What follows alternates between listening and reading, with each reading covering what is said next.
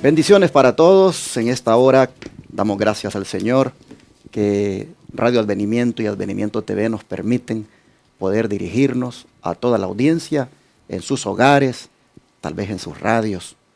Bueno, no sabemos también si a través de algún dispositivo móvil estaremos por allí llegando a algún corazón en esta hora. Es un gusto para nosotros poder saludarle y decirle que si nos permite unos momentos para estudiar juntos con usted un tema que es en relación con Judas. Es prácticamente la lección de la escuela sabática que para toda esta semana hemos tenido y que hoy viernes pues vamos pues a continuarla. Y para eso otra vez están conmigo mis hermanos Tino Orellana y Joselito Rentería. ¿Cómo estás? Bueno, nuevamente aquí agradecido. Muy bien, gracias a Dios. Aquí bendecido estudiando la palabra de Dios junto con ustedes y los hermanos y la compañía del Espíritu Santo. Amén. Pastor. Yo bien, pastor, gracias a Dios una vez más. Este propósito de estudiar la lección y de llevar pues alimento cada día a nuestra alma es de gran beneficio. Y sin duda alguna que a mí me ha dejado intrigado la actuación de Judas. Había pensado de Judas como solamente aquel que entregó a Jesús con un beso en el Getsemaní, pero hay mucho más que eso, como hemos visto esta semana. Y quiera Dios que nos analicemos, nos escudriñemos, nos estudiemos a la luz de lo que hemos estudiado esta lección esta semana y pues no sigamos ese camino. Amén. ¿Qué te parece, Tino, si haces la oración? Okay.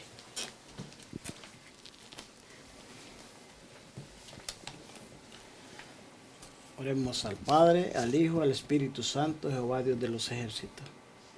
Gracias, Padre, por estar aquí nuevamente, darnos la oportunidad de estar con mis hermanos. Gracias porque usted es bueno con nosotros, nos da la vida, la salud, nos da fuerza. Gracias por la sangre de su Hijo Cristo Jesús. Gracias a usted, Espíritu Santo, porque siempre está con nosotros, nuestro consolador, nuestro ayudador. Guíenos en este estudio y abra la mente de todas las personas que están alrededor del mundo escuchando este mensaje. Gracias por todo, en Cristo Jesús. Amén. Amén. Tino, ¿qué palabras dijo Jesús allá en el aposento alto cuando estaba con los discípulos celebrando aquella Pascua, que revelaron verdaderamente el estado en el cual Judas se encontraba? Vamos a leerlo en el libro de Juan 13, 10 y 11. Vamos a ver qué nos relata la Escritura de qué Jesús se estaba refiriendo en esos días. Dice así la Escritura. El libro de Juan, capítulo 13, 10 y 11. Jesús le dijo, el que está lavado no necesita sino lavarse los pies, pues está todo limpio, y vosotros limpios estáis, aunque no todos. Porque sabía quién le iba a entregar. Por eso dijo, no estáis limpios todos. En realidad, sabemos que la pureza, la limpieza es el abandono al pecado, ¿verdad? La sangre de Cristo nos limpia, pero Judas estaba sucio de su corazón. Entonces, él tenía la suciedad en su corazón. ¿Por qué? Por la ambición al dinero. Y en sí, había una costumbre allá que la gente siempre que iba a unas reuniones se bañaba y todo eso, pero lo que caminaban en el camino para las reuniones, pues se ensuciaban los pies. Pero en sí ellos creían que se trataba de eso, pero Jesús estaba hablando de su corazón. ¿Qué le parece, Pastor Joselito, esto que el Señor declare que Judas no está limpio, que está sucio? ¿Desde cuándo usted, por lo que el Señor le ha permitido conocer en la Escritura y en el don profético, desde cuándo usted mira que este discípulo pues realmente mostraba que no estaba limpio? La verdad que el Señor conoce los corazones y los sentimientos de cada uno de nosotros, así como conocía el de todos sus discípulos aquí, ¿verdad? El Señor con estas palabras que le está diciendo allí a los 12, digámoslo de esa manera, a través del episodio que pasa con Pedro ahí, le dice, todos están limpios, dice cuando le dice, pues estáis limpios, dice, aunque no todos, eran palabras directamente hacia Judas, como diciéndole, y arrepiéntete, mira el camino que estás tomando, hay suciedad en tu corazón, toma otro camino, arrepiéntete, lávate. Pero Judas había arraigado esto desde hace mucho tiempo. Me llama la atención, pastor, que en una de las notas de la lección, si no parece el martes o miércoles, venía una cita que dice que Judas encabezó allá en la alimentación de los 5,000 ese movimiento de poner a Jesús por la fuerza, ponerlo por rey por la fuerza. Pero analizando esto bien de cerca me llamó mucho la atención y me dio como tristeza escuchar cuáles eran la manera de pensar de Judas, porque el deseo de todas las gentes nos describe esa situación y nos dice ahí de que, verdad, que al hacer eso, cuando Judas encabezó este movimiento en escondidas, es terrible, dice el Espíritu de Profecía que estaba en peligro el reino espiritual de Cristo. Y viendo esto, yo quisiera mejor darle lectura a esta ocasión y me intrigó porque la lección decía que Judas había encabezado ese movimiento. Y quiero leerlo directamente antes de la lección que estudiamos esta semana, que fue la lección del martes. Por ahí a la mitad de la lección decía, Judas fue el primero en aprovecharse del entusiasmo despertado por el milagro de los panes. Él fue quien puso en pie el proyecto de tomar a Cristo por la fuerza y hacerlo rey. Pero no sabía Judas realmente lo que estaba por ocasionar. Miren lo que dice el don de profecía respecto a esto. Y esto a mí me intrigó bastante porque esto era peligroso. Esto era algo muy terrible que estaba por pasar. Especialmente cuando dice que peligraba el reino espiritual de Cristo. O sea, en otras palabras, peligraba el plan de salvación. Los propósitos del enemigo se iban a llevar a cabo en ese momento. Y si el Señor no hubiera actuado, ¿qué hubiera pasado? Bien difícil. Y mire lo que dice aquí. Dice en la página 340, dice de esta manera. El título se llama Una noche sobre el lago. Dice, en su entusiasmo la gente estaba lista para coronarle rey enseguida.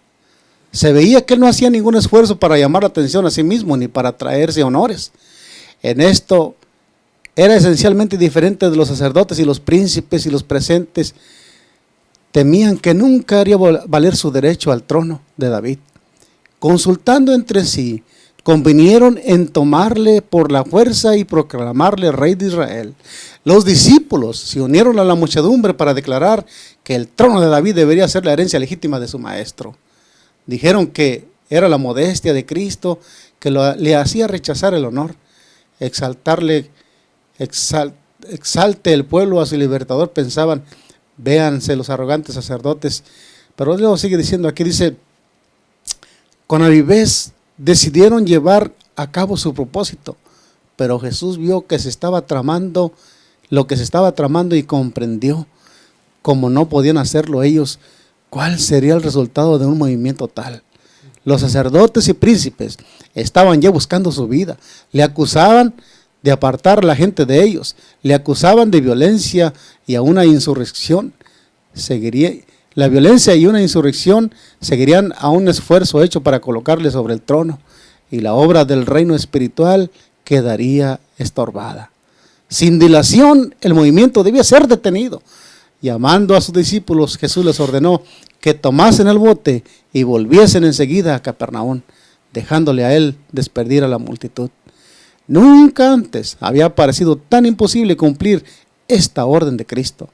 Los discípulos habían esperado durante largo tiempo un movimiento popular que pusiese a Jesús en el trono. No podían soportar el pensamiento de que ese entusiasmo fuera reducido a la nada y desaprovechar esa ocasión. Las multitudes que se habían congregado para observar la Pascua anhelaban ver al nuevo profeta, pero para sus seguidores esta parecía la oportunidad áurea de establecer a su amado maestro sobre el trono de Israel. En el calor de esa nueva ambición, les era difícil irse solos y dejar a Jesús en aquella orilla desolada. Protestaron contra la disposición, fíjense, protestaron contra el mandato de Jesús, pero Jesús les habló entonces con una autoridad que nunca hubiese asumido para con ellos.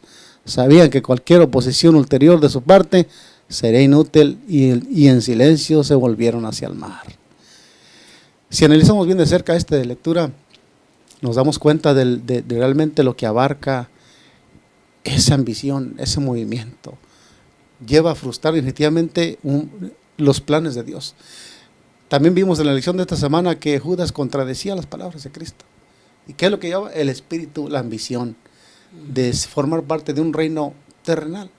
Nuestra ambición no es formar parte de un reino terrenal aquí, sino formar parte de los redimidos en el cielo, que es otra cosa. Quiere decir, pastor, de que si Judas hubiera logrado su propósito aquel día de coronarlo por la fuerza como rey, el plan de la redención se hubiera echado a perder. Peligraba, pastor. Es realmente que a mí me llamó mucho la atención esa lectura porque peligraba el plan de redención ahí.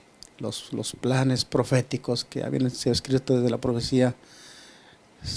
El diablo sabía, allí había una oportunidad para el enemigo para cortarlos, pero Dios, que está al control y que ve lo que pasa alrededor, el Señor puso orden ahí. Gracias al Señor que Él puso orden. Amén. Pero hermano Tino, ¿qué te parece a ti el hecho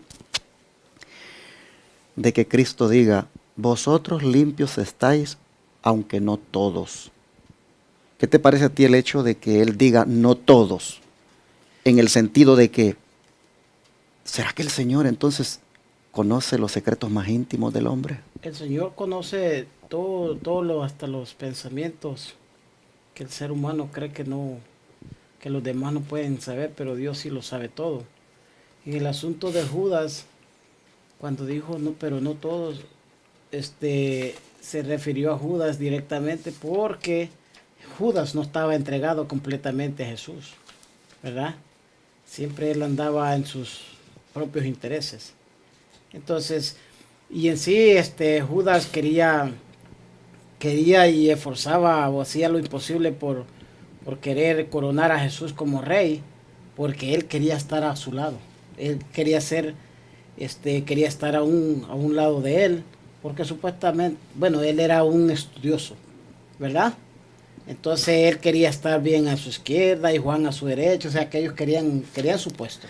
Pero ¿qué te parece si lees para nosotros la nota que está aquí en la lección del deseo de toda la gente de la página 609 al 610 sobre esto que estaba implicado en la declaración de Cristo de que no estáis limpios todos?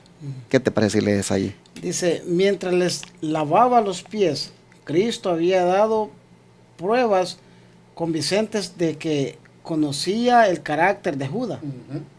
¿No estáis limpios todos?, había dicho. Estas palabras convencieron al falso discípulo de que Cristo leía su propósito secreto. Pero ahora Jesús habló más claramente. Sentado a la mesa con los discípulos, dijo, mirándolos, dice, no hablo de todos vosotros, y sé los que he elegido, mas para que se cumpla la escritura, el que come pan conmigo levantó contra mí su calcañar. Aún entonces los discípulos no sospecharon de Judas, pero vieron que Cristo parecía muy afligido. Una nube se pasó sobre todos ellos, un presentimiento de alguna terrible calamidad cuya naturaleza no comprendían. Mientras comían en silencio, Jesús dijo, de cierto os digo que uno de vosotros me ha de entregar. Al oír estas palabras, el asombro y la consternación se apoderaron de ellos. No podían comprender cómo cualquiera de ellos pudiese traicionar a su divino maestro. Entonces, o sea, ¿sabe que cuando dice que dice uno de ustedes, el que come conmigo pan, levantará contra mí su calcañar? Entonces Jesús, cuando habló de estas palabras, las venía hablando del Salmo, porque estas palabras venían hablando ya del Antiguo Testamento. Pero me pongo a pensar, si Judas era una persona bien estudioso y todo eso, ¿por qué no habrá entendido todas estas cosas? ¿Verdad? Entonces, pero sí tenía ya, porque el tiempo ya se le estaba dando, las escrituras se iban a cumplir y su vida ya se miraba más afligida. Pero se afligía por ellos también, porque no podían captar el mensaje que... ¿Qué piensa, Pastor Rosalito, de esta nota? Definitivamente aquí nosotros podemos ver que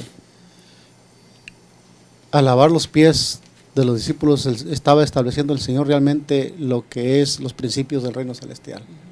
Y Judas debería de haber entendido aquí que debía lavar su corazón, debía lavar su mente de la manera como estaba actuando.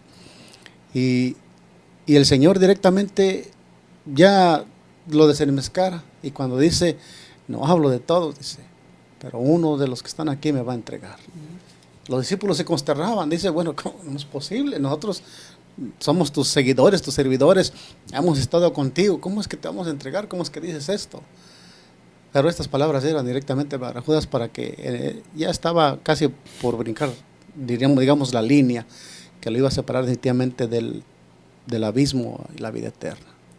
Saben, hermanos, que de esta nota a mí me impresiona la parte que dice, estas palabras convencieron al falso discípulo de que Cristo leía su propósito secreto. Me impresionan, hermanos, porque lo importante que es de que nosotros seamos verdaderos discípulos, no falsos.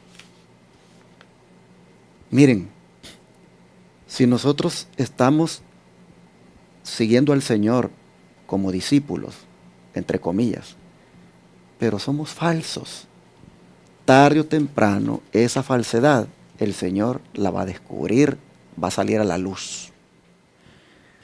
El Señor estuvo con este discípulo por 3 años y medio. Estuvo, hermanos, prácticamente constantemente con sus enseñanzas, con sus oportunidades que le dio, estuvo buscando de que esa falsedad ya no siguiera con él y que declarara verdaderamente que era un discípulo de corazón. Pero, hermanos, cuando esto ya no funciona, el Señor entonces va ahora a declararlo públicamente y a revelarlo. Y en este momento vino a ser para él como será para el ser humano en el día del juicio, cuando se agarre su registro y allí verdaderamente se revele todos los secretos del corazón del hombre y allí se pueda determinar si es falso o es verdadero. A mí me impresiona esto y lo veo como solemne, porque, hermanos, todos nosotros vamos a comparecer ante el tribunal de Cristo. Y los secretos del corazón que ahora podamos tener, un día van a salir a la luz. Para Judas, este fue el momento. El Señor lo reveló. Dijo claramente que uno lo iba a entregar y dijo claramente quién era. Y dice que prácticamente, hermanos, ese fue el día donde el secreto de su corazón fue revelado. Allí Judas verdaderamente se le quitó la máscara. Pero el Señor, hermanos, decía esto, y todavía buscando, según la pregunta, que él se arrepintiera. Todavía buscando que esa suciedad que había albergado en su corazón por tanto tiempo, allí, hermanos, él anhelara que fuera limpiada. Yo creo que este es un buen momento, hermanos, para que nosotros revisemos nuestro corazón y revisemos los secretos que tenemos ahí guardados. Y si hay cosas, hermanos, allí, secretas, que solo Dios sabe y nosotros sabemos, y que no son agradables, hermanos, es mejor que nos arrepintamos y nos entreguemos a Cristo y le digamos, Señor, limpia mi corazón. Tú sabes lo que hay aquí. Tú sabes que aquí hay pensamientos morbosos. Tú sabes que aquí hay pensamientos de querer ser infiel al matrimonio. Tú sabes que aquí hay pensamientos de querer traicionar la iglesia. Aquí hay pensamientos de querer hacer esto y esto. Hermano, dile al Señor esos secretos, esas cosas, esas intimidades. Mejor díselas al Señor. para que la saque de tu corazón. Y no dejes, hermano, que eso quede allí hasta el día, cuando en el juicio Él las revele y descubra allí para todo el mundo que eras un falso, mi hermano. Dice que los discípulos no podían comprender que uno de ellos pudiera traicionar a su divino maestro, pero sí estaba allí. Dios nos libre y Dios nos ayude para que todo lo que haya en nuestro corazón de basura, de maleza, el Señor la limpie ahora, antes que sea demasiado tarde. En la nota de inspiración, Pastor Joselito, no sé si quiera leerla, no la leímos el sábado cuando empezamos este estudio, pero en la nota de inspiración nosotros vemos algo que creo que bien pudiéramos también sacarle una lección. Así que, ¿qué le parece si la lee? Y entre los tres le sacamos aquí algo que nos pueda ayudar. Dice de esta manera, se encuentra el deseo de todas las gentes, página 663. La historia de Judas presenta el triste final de una vida que podrán haber sido honrada. Que podría haber sido. Que podría haber sido honrada de Dios.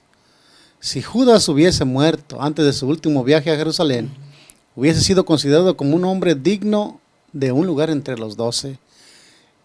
Y su desaparición habría sido muy sentida. A no ser por los atributos revelados al final de su historia, el aborrecimiento que le ha seguido a través de los siglos no habría existido. Pero su carácter fue desenmascarado al mundo con un propósito. Había de servir de advertencia a todos los que, como él, hubiesen de traicionar sus cometidos sagrados. Creo que no hay mejor lectura para rematar el final de la lección de esta semana como esta lectura que hemos leído aquí. Y saber que esa historia presenta el triste fin de muchos de los que se dicen seguidores en ese tiempo, debería ayudarnos a recapacitar. Usted ya hizo un llamado, pastor, y creo que si algo bueno pudiéramos tomar de la lección de esta semana, es vernos cómo está mi corazón. ¿Qué suciedad hay allá adentro? ¿Qué necesita ser limpiada? Y ir al Señor y confesarle nuestras faltas. Pedirle, Señor, no quiero seguir más en este camino. No quiero convertirme en aquel que lleva estas características de Judas, sino quiero ser un fiel seguidor como lo fue Juan.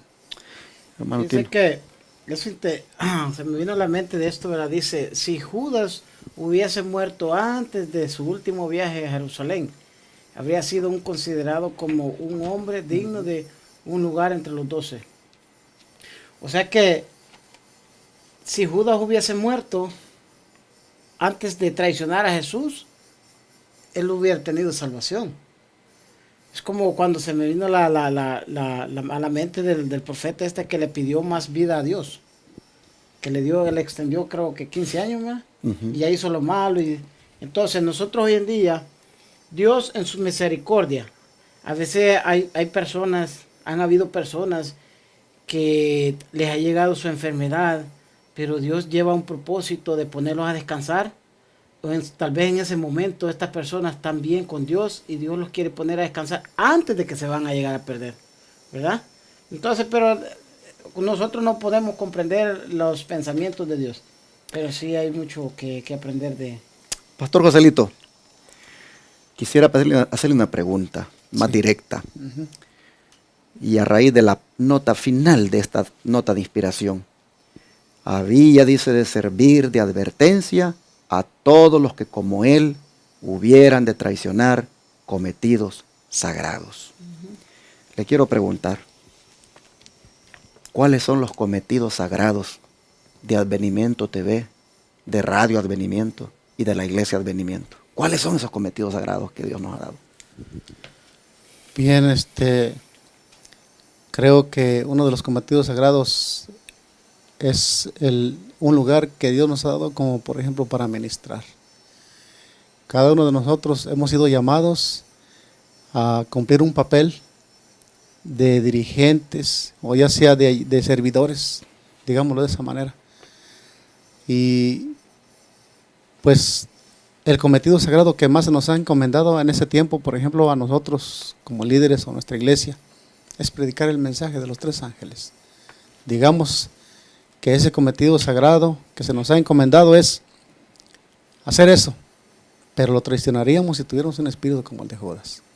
Que Dios nos ayude realmente. Yo creo que que lo que se menciona aquí de Judas, que si le hubiese muerto antes de que se hubiera esclarecido la mente lo que hubiera en su corazón.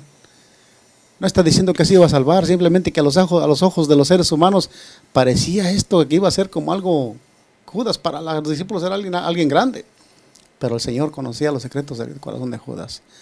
Y que Dios nos ayude a no ser traidores de esos cometidos. Hermano Tino, estos cometidos, como dijo el pastor Joselito, de Advenimiento TV, de Radio Advenimiento y de Iglesia Advenimiento, que no son otros que proclamar el mensaje de los tres ángeles, estos cometidos a los adventistas del séptimo día, independientemente de donde estemos, si en la conferencia, asociación o en cualquier ministerio sostén propio, a los adventistas del séptimo día, ¿qué cometido sagrado nos ha dado el Señor? ¿Por qué estamos en este mundo? En sí el Señor levantó al movimiento adventista, bien sabemos la historia, en 1844 para proclamar que el juicio había llegado, ¿verdad? Para preparar a un pueblo para su pronta venida. Y cuando nosotros no llevamos a cabo ese cometido, ese propósito que Dios nos puso, estamos traicionando a Jesús, ¿verdad? Porque le estamos traicionando la confianza que Él depositó en nosotros. Ahora,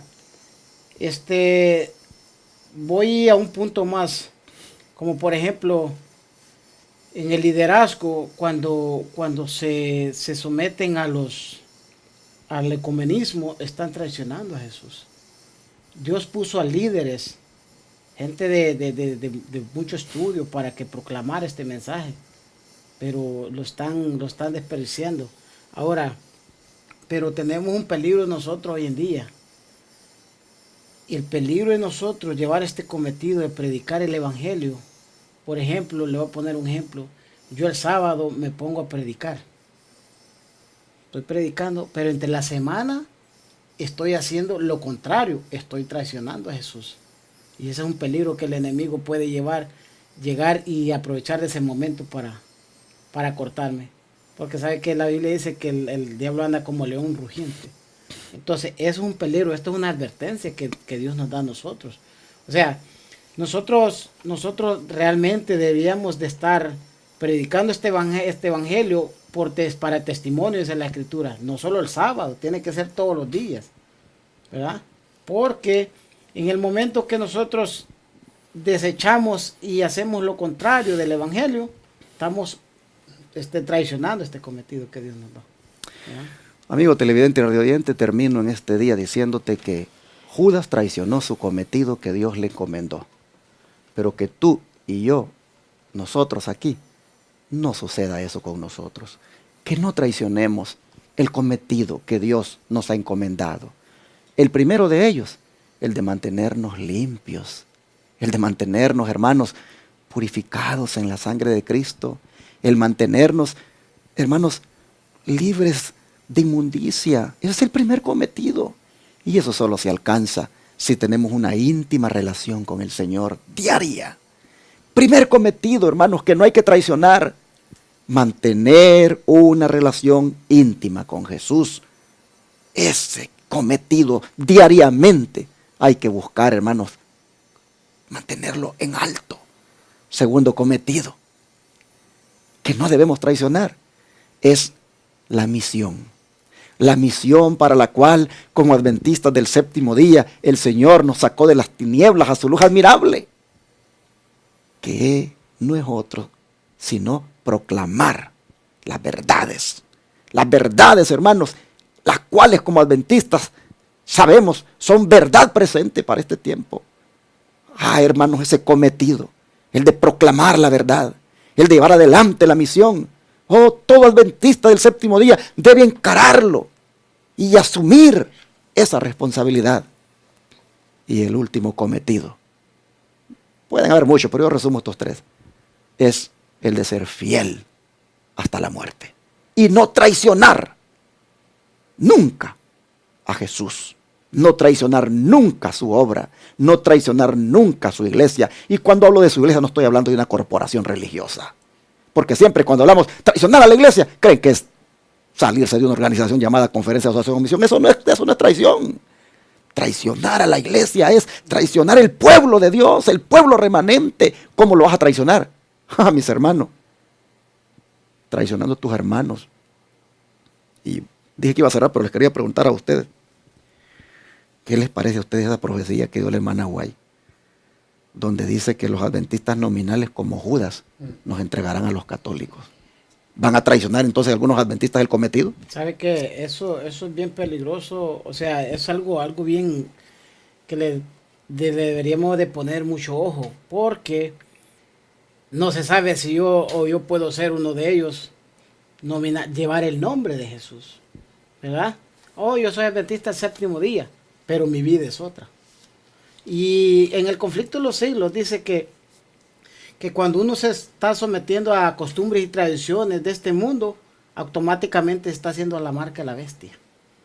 Entonces yo para no llegar a traicionar a mi hermano, tengo que separarme de todo eso, porque si no, si yo me voy sometiendo a las costumbres y tradiciones, me voy a hacer la marca de la bestia y ya voy a traicionar a mis hermanos, peligrosamente. Pastor Rosalito, ¿qué piensa usted sobre esa profecía que ha dado la sierva del Señor Elena White? Adventistas nominales como Judas nos entregarán a los católicos porque ellos conocen muy bien nuestras costumbres. Dice, ¿qué piensa usted de esa profecía?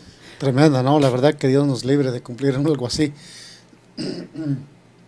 Perdón, sabe que si ya está predicho, si ya está profetizado, es que va a pasar. La diferencia que puede haber aquí, pastor, es que no miremos a los demás, nos veremos a nosotros mismos. Una consagración de la palabra de Dios, una devoción espiritual y una entrega al Señor día con día nos logrará ver nuestros verdaderos defectos y a prevenir esto, que yo no quiero formar parte de eso, la verdad. Por eso es que, hermanos, siendo que está esa profecía donde pues adventistas traicionarán su cometido al entregar a los verdaderos adventistas que están haciendo la obra, pues dice a los católicos, pero por supuesto estamos hablando de las autoridades, ¿verdad? Que en este caso sería el papado. Por eso, hermanos, porque está la profecía esa, yo quiero en esta hora hacerte pues otra vez el llamado. Nunca traicionemos nosotros nuestro cometido que Dios nos ha dado, el de ser limpios, el de ser misioneros y el de ser leales a la misión y a Jesucristo. Dios nos libre de que nosotros como Judas traicionemos el cometido sagrado que el Señor nos ha dado. No traicionemos, hermanos, nunca ningún hermano diciendo, ese es uno de ellos, ese es un guardador del sábado, porque se va a dar, va a llegar el momento cuando esta profecía de la hermana Guay se va a cumplir, que adventistas nominales dice que nos van a entregar como Judas, dice. Como dijo el pastor Joselito, pensemos en nosotros, que no vayamos a ser nosotros, que no vayamos a traicionar el cometido como Judas lo traicionó. Y eso solo se va a conseguir si somos limpios cada día en la sangre de Cristo. Una última palabra les quería compartir. Cierta vez dijo Martín Lutero, viéndome a mí mismo se me es difícil salvarme, pero viendo a Cristo es difícil que me pierda. Todo lo puedo en Cristo que me fortalece. Amén. Vamos a orar, a pedirle a Dios que nos ayude como siempre. Señor, hoy tú has revelado que conoces los secretos de todos nosotros, que sabes lo que hay en lo íntimo. Y sabes, Señor, muy bien qué planes tenemos y cómo si seguimos con esos planes secretos, pues va a ser así también nuestra suerte final. Nosotros podemos ver, Señor, que los secretos del corazón de Judas fueron revelados ese día en ese aposento. Y prácticamente, Señor, él miró que tú lo conocías muy bien. Señor, así nosotros hoy podemos ver que tú nos conoces también. Y sabes verdaderamente que hay en lo íntimo de nuestros pensamientos, en lo íntimo de nuestro corazón. Tú sabes, Señor, qué estamos planeando, qué queremos hacer. Tú conoces nuestros planes. De manera, Padre, que si hubiera en nosotros secretos que no son correctos, que no hay allí, Señor, limpieza, sino suciedad en nuestro interior, Señor, en esta hora nosotros te pedimos que la sangre de Cristo nos limpie de toda inmundicia. Que la sangre de Cristo nos purifique de malos pensamientos, de querer traicionar tu obra, de querer, Señor, pues renunciar a los cometidos sagrados con los cuales nos has llamado. Señor, te pedimos que, conscientes de quiénes somos, para qué nos has llamado a este mundo, nosotros, Padre, nos mantengamos fieles y leales, que nunca traicionemos, Señor, el cometido sagrado por el cual tú nos has escogido. Oh Padre, te rogamos que nos ayudes a que diariamente en la sangre de Cristo nos mantengamos limpios, que diariamente, Señor, nosotros nos comprometamos con tu misión, con el cometido sagrado que nos has encomendado, como es el de proclamar la verdad. Y Señor, te rogamos que nunca te traicionemos ni traicionemos a nuestros hermanos. Ayúdanos a ser leales, fieles hasta la muerte, y así entonces tener la corona de la vida. Te lo rogamos, Padre, en el nombre de Jesús. Amén.